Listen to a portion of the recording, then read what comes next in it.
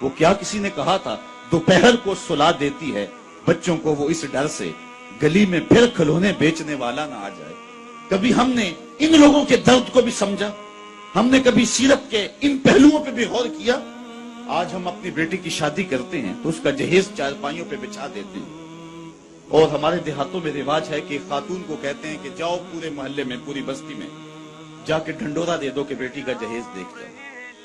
یار دیا تو اپنی بیٹی کو ہے اور تحفہ دے رہے ہیں، لوگوں کیوں دکھلا رہے ہیں؟ صرف داد وصول کرنے کے لیے۔ ملک صاحب نے، خان صاحب نے، چودھری صاحب نے حد کر دی، کمال کر دی، بڑا دیا،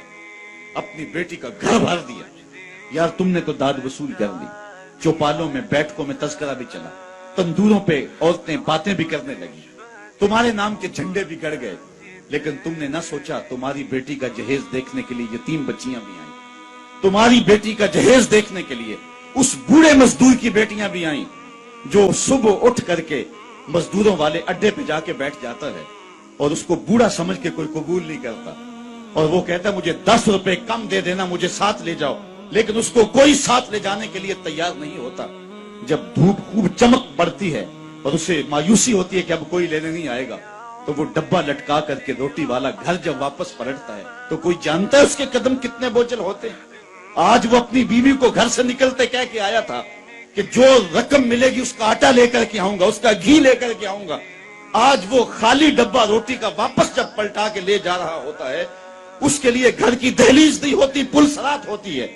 اور اندر لوگوں کے کپڑے سی سی کے اور لوگوں کے گھروں کے برتن مانج مانج کے اپنے جہیز کی چیزیں بنانے والی بیٹیاں جب اپنے باپ کو یوں آج بھی خالی آتا ہوا دیکھتی ہیں تو جو کچوکے ان کے دل پہ لگتے ہیں اس کا مداوع کس کے پاس ہے؟ تم نے تو داد وصول کر لی، لیکن تمہاری بیٹی کا جہیز دیکھنے کے لیے اس مزدور کی بیٹیاں بھی گئیں۔ تارا ٹوٹتا سب نے دیکھا، یہ نہ دیکھا ایک نے بھی، کس کی آنکھ سے آنسو ٹپکا، کس کا سہارا چھوٹ گیا۔ کاش کہ ان درد مندوں کا بھی ہم نے حال پوچھا ہوتا اور ان دکھیوں کے رشتے ہوئے زخموں پر بھی ہم نے مرہم رکھی ہو۔